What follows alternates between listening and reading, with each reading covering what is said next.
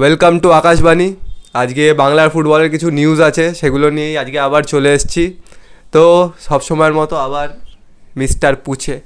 সবার আগে ইস্টবেঙ্গল মোহনবাগান রিলেটেড কিছু কথাবার্তা বলে নিই। সেটা হলো ইস্টবেঙ্গলের তো কোচের সাথে কোচের কন্ট্রাক্ট হয়ে গেছে আরও 2.5 বছরের। তো সেই জায়গা থেকে কোচ বলেছিল যে আমি কিছু নতুন প্লেয়ার রাখবো, কিছু পুরনো প্লেয়ারকে রাখবো, কিছু নতুন প্লেয়ার আনবো। তো ও যে এতদিন যেই খেলিয়েছে টিমটাকে, এখান থেকে কিছু প্লেয়ারকে উনি ছেড়ে দেবেন এবং কিছু নতুন প্লেয়ার উনি স্কাউট করে আনবেন, যেগুলো স্কাউট করেছেন মারিওকে সবাই চেনো। তো মারিও কিছু স্কাউট করেছে অন্যান্য টিমগুলোর খেলা দেখে। তো এরকম নিয়ে তো নতুন টিম তৈরি, কিছু প্লেয়ারকে নেওয়া হবে সুপার কাপের আগেই। আর যেটা সবচেয়ে বড় কথা হলো কিছুটা রিউমার, কারণ পুরোপুরি শিওর বা কনফার্ম এখনও অবধি হয়নি নিউজটা। যেটা হলো এনডিকে কিছুদিন আগে বলেছিল যে ও দেশে ফিরে যাবে, যেহেতু ও বাবা হয়েছে কিছুদিন, মানে জাস্ট একদিন আগেই, এবং ওর ফ্যামিলিকে সময় দিতে চায়। তো সেইটাকে রেসপেক্ট করেই কোচ বলেছে যে হয়তো এনডিকে কোচ ছেড়ে দেবে এবং কোচ 12 তারিখে, মানে আলেকজান্ড্রো 12 তারিখে স্পেনে ফিরে যাচ্ছে এবং এনডিকের সাবস্টিটিউট হিসাবে উনি স্পেন থেকে স্কাউট করে নতুন প্লেয়ার নিয়ে আসবে, বক্স স্ট্রাইকার যাকে বলা হয়। তো যা যে এনডিকের মতোই হবে এবং গোল স্কোরার, মানে রেগুলার বেসিসে গোল স্কোর করবে। তো সেই রকম প্লেয়ার উনি নিয়ে আসবেন এবং আরও বলেছেন যে উনি যেসব ইন্ডিয়ান প্লেয়ার এই মুহূর্তে ইস্টবেঙ্গল টিমে আছে তাদের মধ্যে থেকে কয়েকজনকে ছেড়ে দেবেন এবং কিছু নতুন প্লেয়ারকে উনি রিক্রুট করবেন অন্যান্য টিম থেকে এবং যাদের খেলা ওনার ভালো লেগেছে তাদের মধ্যে থেকে নিয়ে। তো সুপার কাপের আগে খুব সম্ভবত ইস্টবেঙ্গলে বেশ কিছু প্লেয়ারের চেঞ্জ হবে, সেটা বিদেশি এবং বেরোবে, কিছুজন ঢুকবে। তো সেটা বিদেশি এবং ইন্ডিয়ান সব কিছু মিলিয়ে। কিন্তু কাকে কাকে উনি ছাড়বেন এখনও সেটা উনি ডিসক্লোজ করেননি। তো দেখা যাক কাকে ছাড়ে, যেরকম আমরা ইনফরমেশন পাবো সেরকমভাবে তোমাদেরকে জানাতে থাকবো।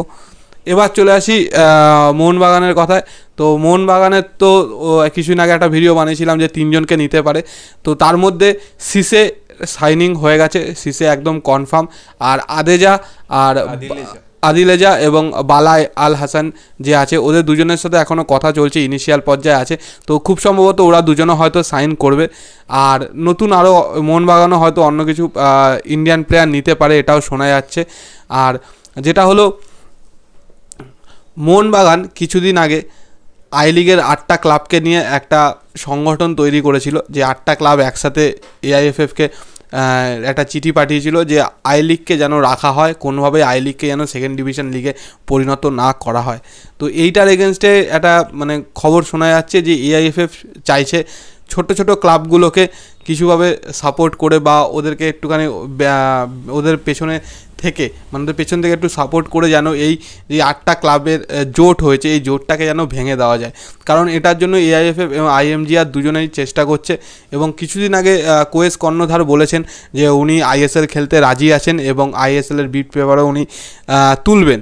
কিন্তু যেই এন্ট্রি ফিটা দিতে হয় 15 কোটি টাকা, ওটা দিতে উনি এখনও রাজি, ফ্র্যাঞ্চাইজি ফি 15 কোটি টাকা দিতে কোনো মতেই রাজি নন। তো সেই জায়গা থেকে ওটা একটা কন্ট্রোভার্সি রয়েছে এবং ওনারা চাইছেন যে সেইটাকে কোনোভাবে কম করে হোক বা কিছু অন্য কোনো ক্যালকুলেশনে হোক যেন ওনাকে রাজি করানো যায়, করে আইএসএলে ইনভলভ করা যায়। যদি ইস্টবেঙ্গল আইএসএলে ইনভলভ করে তাহলে মোহনবাগানও মানে আইএসএলে ইনভলভ হবে। তো এইটা ওরা চাইছে এবং সাথে চাইছে যে যেরকম মিনার্ভা বলেছিল বা চেন্নাই সিটি এফসি বলেছিল যে আমরা আই লিগ খেলবো আইএসএল খেলবো না। তো ওদেরকেও মানে ওদের কিছুটা হলে সাপোর্ট করে বা কিছু করে ওদেরকেও নিজেদের দিকে টানার, মানে আইএসএল খেলার দিকে মানে টানার জন্য চেষ্টা করছে। তো এগুলো শোনা যাচ্ছে, এখনও অবধি জানি না এটার আলটিমেট কী হবে। যদিও কালকে একটা আমরা ভিডিও বানিয়েছিলাম, তাতে তোমরা দেখেছো যে যেখানে আই লিগের সিইও সুনন্দ ধর বলেছে যে ওয়ান লিগ ওয়ান নেশন হবে এবং আই লিগকে লিগ 1 করে দেওয়া হবে। মানে ওটাতে উনি লিগ 1 করে দেওয়া হবে এটা মেনশন করেননি, মানে বলেছেন যে দুটোকে মার্চ করে একটা লিগই করা হবে এবং এছাড়া league 1, second division, I league, youth cup, মানে ইউথ লিগ যেগুলো চলে ওরকম বেসিসে চলতে হবে। তো এটা নিয়েও দেখা যাক আলটিমেট কী হয়। কারণ এদিকে আইএমজিআর বলছে যে 17ই মার্চের 3rd উইক, মানে 17-20 তারিখ নাগাদ আইএসএলের বিট পেপার রিলিজ করবে, মানে সে তখন থেকে বিট পেপার তুলতে পারবে যারা খেলতে ইচ্ছুক। তো তার আগে অবধি অবশ্যই নজর রাখতে হবে ভারতীয় ফুটবলের দিকে, কারণ এর মধ্যে অনেক কিছু উলট পালট হবে, অনেক উথাল পাতাল হবে। তো সেটার দিকে অবশ্যই নজর রাখতে হবে। আমি একটা কথাই বলতে চাই যে ওয়ান নেশন ওয়ান লিগের কনসেপ্টটা এনেছে, মানে হলো প্রত্যেকটা টপ ডিভিশন ক্লাব একদম ফার্স্ট ডিভিশন খেলতে পারবে। তো আই লিগে যারা খেলছে, একজন তো রেলিগেট হয়ে গেল ছেড়ে দাও, বাকি 10জন তো সবাই টপ ডিভিশন ক্লাব। তো তাদের কি হবে? তারা কেন হঠাৎ করে সেকেন্ড ডিভিশন খেলবে? আগেও এই কথাটা অনেকবার বলেছি, তারা কেন হঠাৎ করে সেকেন্ড ডিভিশন খেলতে যাবে? না, ইস্ট বেঙ্গল মোহনবাগান নয় আইএসএলে চলে গেল, বাকি 8টা টিমের কী হবে? বাকি 8টা টিম, চেন্নাই এবার চ্যাম্পিয়ন হয়েছে, চ্যাম্পিয়ন হয়েও তারপরে সেকেন্ড ডিভিশন খেলবে?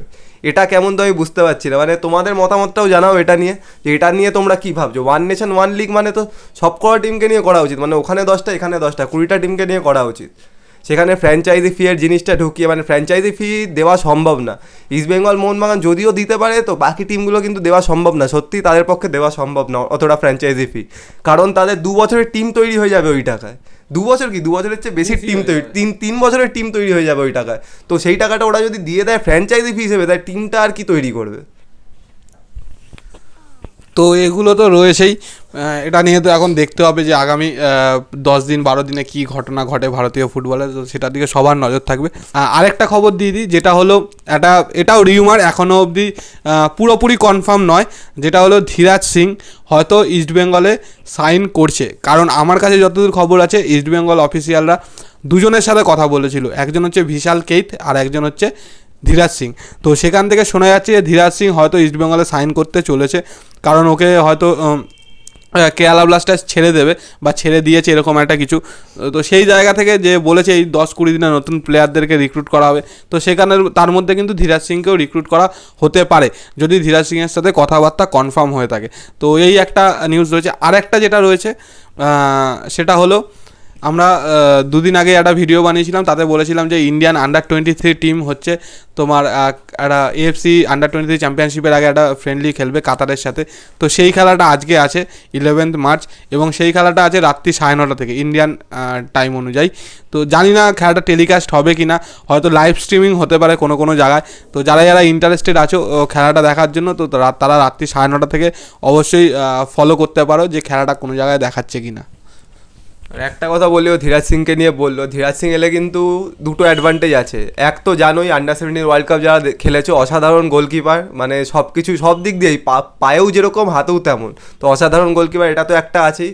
আরেকটা হলো ধীরাজ সিং যদি ইস্টবেঙ্গলে আসে তো আন্ডার-22 কোটাতেও পড়বে, তো সেই জায়গাটাও মানে এক্সট্রা একটা আউটফিল্ড প্লেয়ার খেলাতে হবে না। মানে ধীরাজ সিং যদি একদম পার্মানেন্টলি খেলে গোলে, তার মানে আন্ডার-22 কোটাটাও ওখানে হয়ে গেল। আন্ডার-22 এখনও তো 18 বছর বয়স, 19 হবে এই বছর, 19, মানে এখনও 3 বছর আছে। তো ওকে যদি রেখে দিতে পারে, আন্ডার-22 প্লেয়ার নিয়ে কোনো প্রবলেমই হবে না ইস্টবেঙ্গলের।